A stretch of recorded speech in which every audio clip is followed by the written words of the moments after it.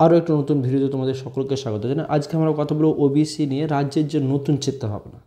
তখন আমরা জানি যে রাজ্য ওবিসি অনেক সার্টিফিকেট বাতিল হয়ে গিয়েছে এবং এই বাতিল সার্টিফিকেট হওয়ার কারণে সুপ্রিম কোর্টে অলরেডি কেস চলছে এবং যাতে করে 2026-এর ভোটের অর্থাৎ বিধানসভা ভোটের আগে নতুন নিয়োগ শুরু করতে পারা যায়, সেক্ষেত্রে সেকেন্ডারি প্ল্যান হিসাবে রাজ্য সরকার বা সরকার চিন্তাভাবনা চলছে। সেটা কী হয়েছে, প্রথমত একটা বেঞ্চমার্ক সার্ভে নামে একটা সার্ভে গঠন করা হচ্ছে বা সার্ভে আয়োজন করা হচ্ছে, যাতে করে যে সমস্ত 62টি জাত এবং 113টি উপজাত এই ওবিসি ক্যান্সেল হয়ে গেছে বা বাতিল হয়ে গেছে বা এর মধ্যে যারা আছে তাদেরকে নিয়ে একটা সার্ভে করা হবে এবং সে সার্ভেতে দেখা হবে যে তাদের ক্ষেত্রে যে ওবিসি সার্টিফিকেট দেওয়া হয়েছে সেক্ষেত্রে ওবিসি রুলস রেগুলেশন ভায়োলেট হচ্ছে কিনা। যদি ভায়োলেট না হয় তাহলে সেক্ষেত্রে সুপ্রিম কোর্টে হয়তো ওবিসিগুলো টিকে যেতে পারে, আর যদি ভায়োলেট হয় তাহলে সেক্ষেত্রে তো ওবিসি বাদ যাচ্ছে।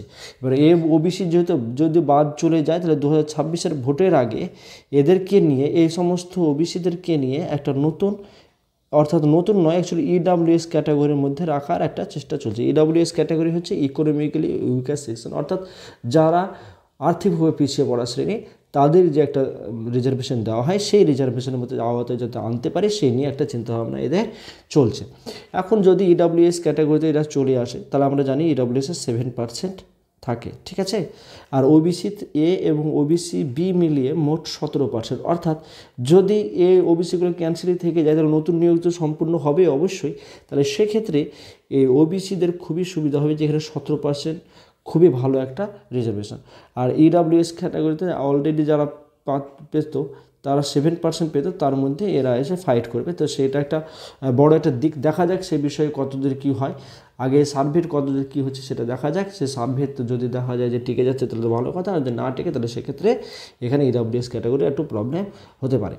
তো এই ছিল একটা ছোট্ট ভিডিও। অলরেডি এ সমস্ত এই সার্ভে করার জন্য সমস্ত মিটিং এ সমস্ত অ্যারেঞ্জ করা হয়ে গেছে এবং কী কী পদক্ষেপ নিতে হবে এবং কীভাবে এই সার্ভেটা হবে সে সমস্ত তথ্যাদি তাদেরকে অর্থাৎ এখানে জেলা শাসকদের সঙ্গে রাজ্যের যে অনগ্রসর কমিশন আছে তাদের মিটিং হয়েছে এবং তাদের থেকে ব্লক এবং পুরসভা স্তরে এভাবে ছড়িয়ে ফেলা হয়েছে যে কীভাবে তারা এই কাজটা করবে।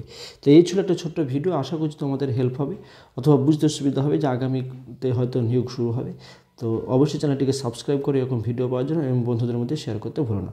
ধন্যবাদ সকলকে, সবাই ভালো থাকো, সুস্থ থাকো।